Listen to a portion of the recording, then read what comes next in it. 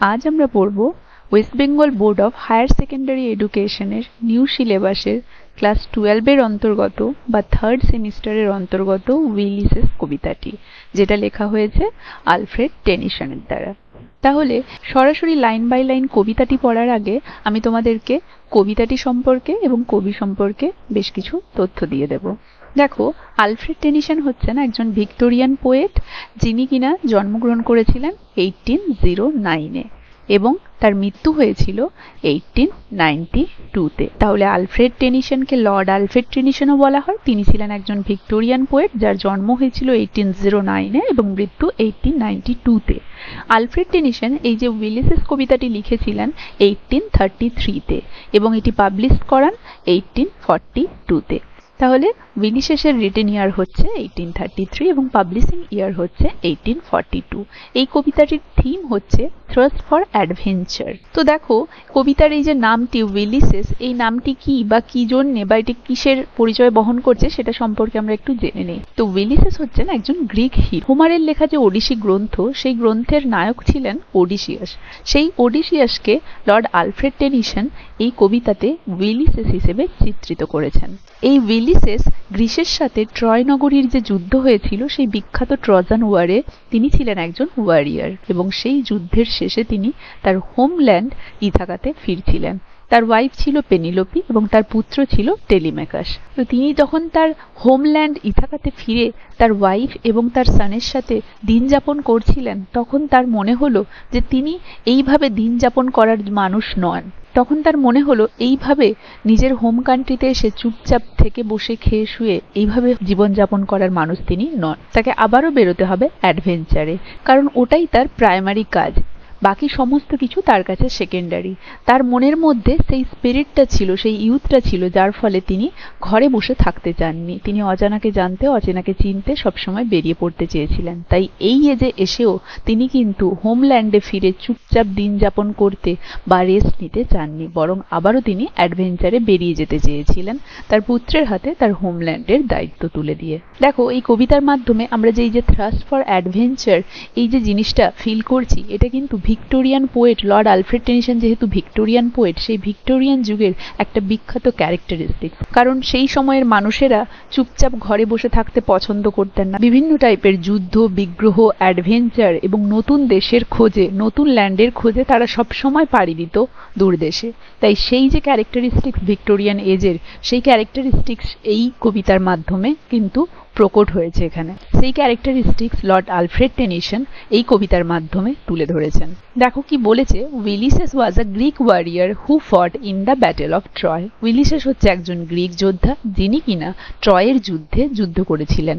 The poem is written in blank verse. কবিতাটি blank ভার্সে লেখা। Blank verse মানে তোমরা সবাই জানো, যেখানে কোনো রাইম থাকে না কিন্তু মিটার থাকে।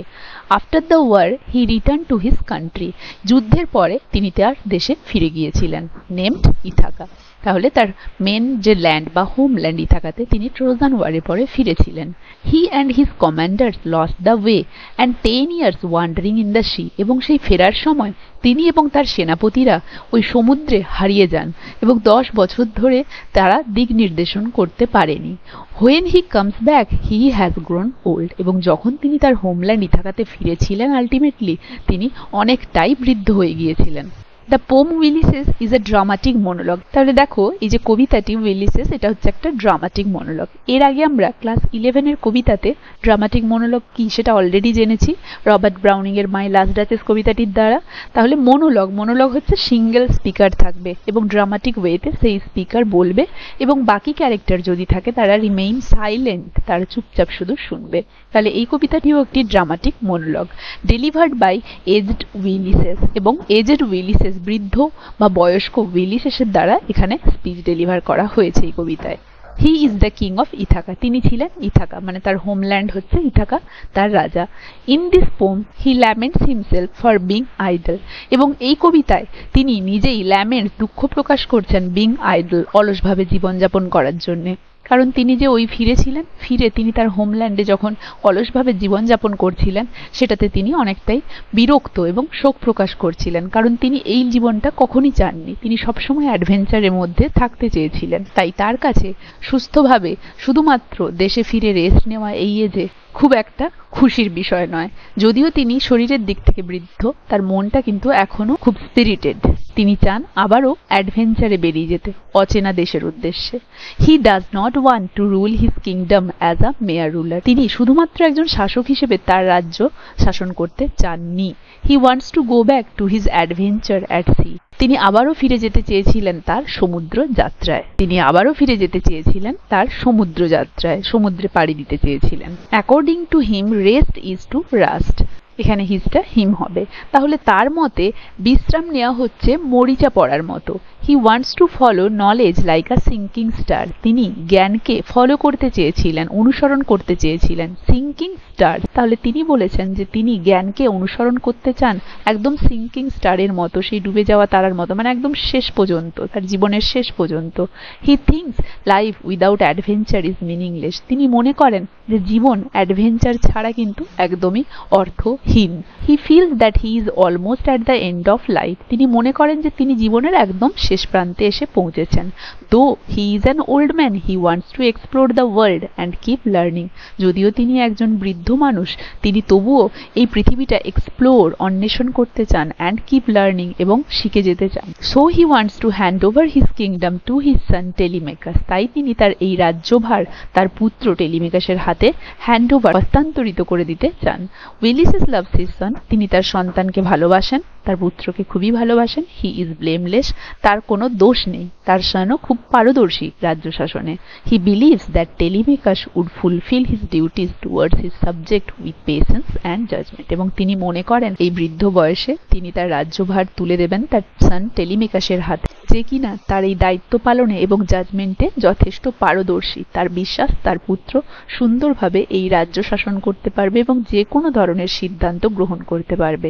তাই তিনি পুত্র টেলিমেকাসের হাতে তার কিংডমের সমস্ত দায়িত্ব তুলে দিয়ে তিনি আবারও এই বৃদ্ধ বয়সে আবার অ্যাডভেঞ্চারে বেরিয়ে যেতে চান। এটাই হচ্ছে এই কবিতার বিষয়বস্তু। তাহলে দেখো, আজকে আমি তোমাদেরকে বিষয়বস্তুটা সংক্ষেপে বলে দিলাম। আমি তোমাদেরকে আমার প্রত্যেকটা ভিডিওর মতো সমস্ত টপিকগুলো ছোট ছোট পার্ট করে পড়িয়ে দেব। আজকের এই ভিডিওটি ছিল উইলিসেস কবিতাটি লাইন বাই লাইন পড়ানোর আগে তার প্রারম্ভিক পর্বের ওপরে। এর পরের ভিডিওতে আমরা কবিতাটি লাইন বাই লাইন পড়া শুরু করব। ভিডিওটা কেমন লাগলো জানাবে, ভালো লাগলে একটা লাইক আর শেয়ার করে দেবে। আর যারা যারা আমার চ্যানেলটা সাবস্ক্রাইব করনি, কাইন্ডলি আমার চ্যানেলটা সাবস্ক্রাইব করে দেবে। দেখা হচ্ছে কবিতাটির শুরুর অংশটি নিয়ে পরের ভিডিওতে।